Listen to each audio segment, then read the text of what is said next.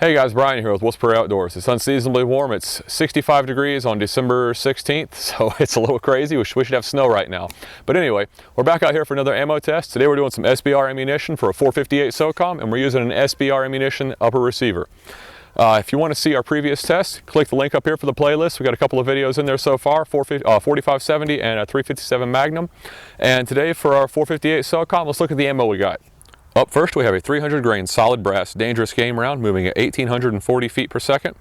Next up, we have a 300 grain ballistic tip moving at 1840 feet per second. Next, we have a 350 grain full metal jacket moving at 1500 feet per second. Last but certainly not least, we have a 550 grain full metal jacket high velocity round moving at 1236 feet per second. Now, 3 out of the 4 of these are solid rounds. They're not expanding rounds. So they're going to punch on through, but that doesn't mean they're not going to do any damage. They're still going to deliver a very lethal hit. I'm really excited to see what the 550 grain round will do because there's so much mass moving at 1236 feet per second. It's going to definitely deliver a wallop. I'm really excited to see what that does. As far as the rifle goes, the lower is ours. It's just a build we're using for test rifles. The upper is one we're testing out from SBR, and we will definitely do an in-depth review in the future. We're just putting some rounds down range right now and seeing how it functions and find out the pros and cons of it. But that's enough yakking. Let's get to shooting. All right, guys, first up is the 300 grain dangerous game solid brass round moving at 1840 feet per second. I'm using a Lancer mag that's specifically designed for 375 and 458 SOCOM. We have a 375 SOCOM we'll be testing in the future if you guys want to see that. And I've been having some issues with this mag. It doesn't matter which rifle I put it in, it is not wanting to seat properly. It will only seat in the, or lock in the magazine catch after I've chambered around, which makes 0 sense. So that's the way it is. It does not want to go in. It's a hassle. Sounds like it latched, but it didn't. All right. Eyes and ears, boys and girls. We want to be able to hear and see after this. One quick note. In areas like we're in South Carolina, it is legal to hunt with this, even though it's solid brass. It's not technically full metal jacket. As long as the box does not say full metal jacket on it, you can hunt with this round in our area. Well, this round is meant for penetration in dangerous game, big game, or a big hog, something like that. Something you really need to get deep into that animal, and that's what this is for. Let's see what happens. I'm gonna chamber this round, and the mag wants to drop out, as you can see. Now it'll seat just fine. Makes 0 sense. But anyway, here we go.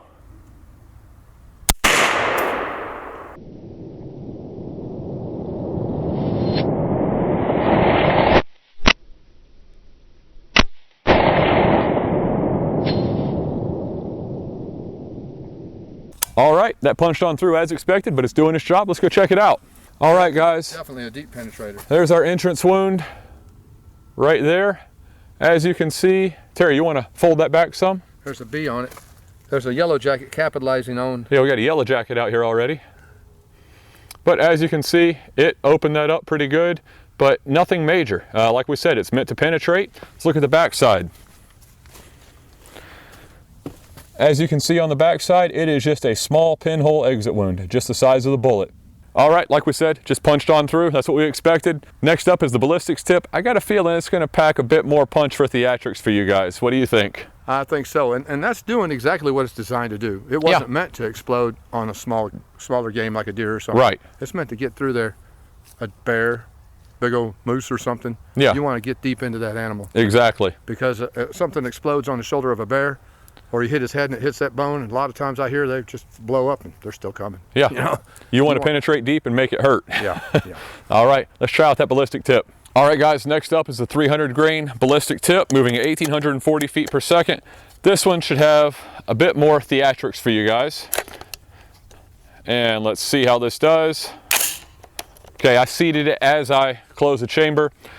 Unfortunately, this mag is not the best.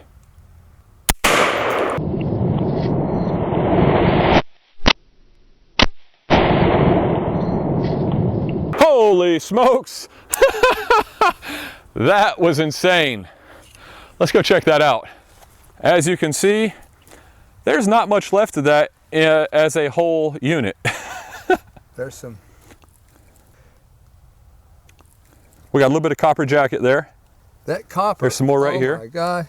It exploded, and it's like you had a bandsaw or skill saw running through you, chainsaw. It just blew chunks of.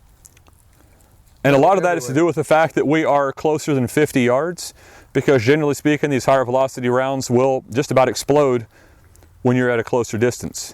That definitely did a lot more damage than the Dangerous Game solid brass round, but that was to be expected. Most definitely. All right, let's move on. Next is the 350 grain full metal jacket. Hey guys, I wanted to mention real quick, if you want to see this ammo being put to use in a real life scenario as far as hog hunting goes, check out a buddy of ours on Instagram, Hogsnortresort. He's also linked in the description below. He's doing some awesome hog hunting. He's got an infestation around where he's at, and he's putting this ammo to good use. Definitely check him out. All right guys, that was definitely explosive power. Really think that was a good round. Like we said, excellent penetration, but still explosiveness. Definitely do a good job.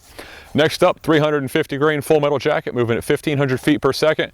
And this is probably gonna do just like the first round and punch right on through. I don't expect much other than that because it's full metal jacket.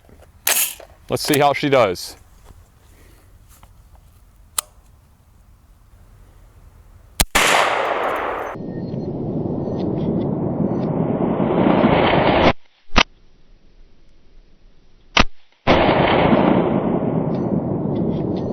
Holy smokes, a lot more than I expected out of that. Let's go check it out. Sorry if you hear any noise in the background. They are clearing power lines right near here, and there's a lot of chipping going on, sawing. It's just intermittent, so sorry about that. As you guys saw in the slow motion, there was a lot of energy dumped here, but it's not what you think. Unfortunately, this is a boneless Boston butt. That's all we could find. Huh? That's all we could find at the time. That's all we could find was boneless Boston butts, and in getting a boneless butt, there is a flap of meat in there instead of a solid chunk of meat, so it blew that flap back when it hit. Yeah. But it just punched through. Yeah. You can see there's just a straight line. It just punched through, but you can see right here, if you pull it back, Dad, you can see right there's our entrance wound, just the size of the bullet, that's it. Yeah, and my finger's going in the hole, so it opened up a little bit. You can see it opened up a cavity. Yeah, it opened up a small cavity, but there's not a lot of damage there. It's just punching right on through. All right, next up is the 550 grain, 1,236 feet per second full metal jacket. Should just punch right on through like this one. We'll see what happens. All right guys, next up is the 550 grain full metal jacket, moving at 1,236 feet per second. Let's see how this bad boy does. We've got a little bit more solid piece of meat on the other end, so let's see what happens.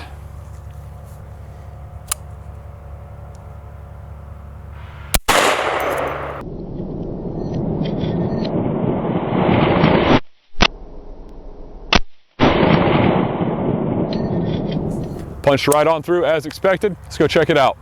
Okay guys, here is the entrance wound to the 550 grain, and I'm glad this thing stayed together. You can see what the exit wound looks like. As you can see, that exit wound is pretty nasty. It opened up probably 2.5 times the size.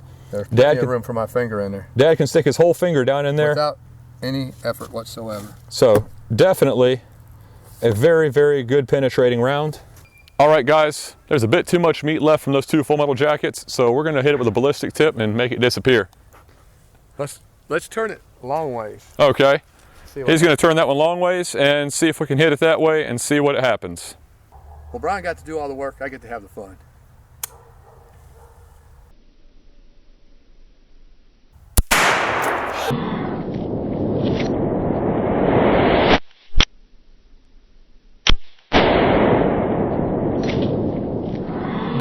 Holy smokes! To say that is impressive is an understatement. So, the meat was sitting right here on this table, and there is half of it over there. How many paces away is that, Dad?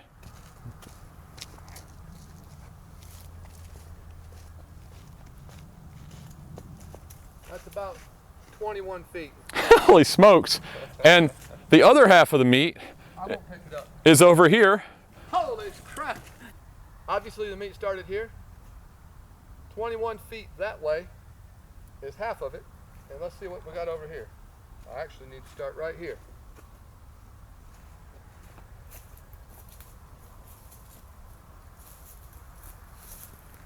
"18 feet into the woods, we have the other slab of meat.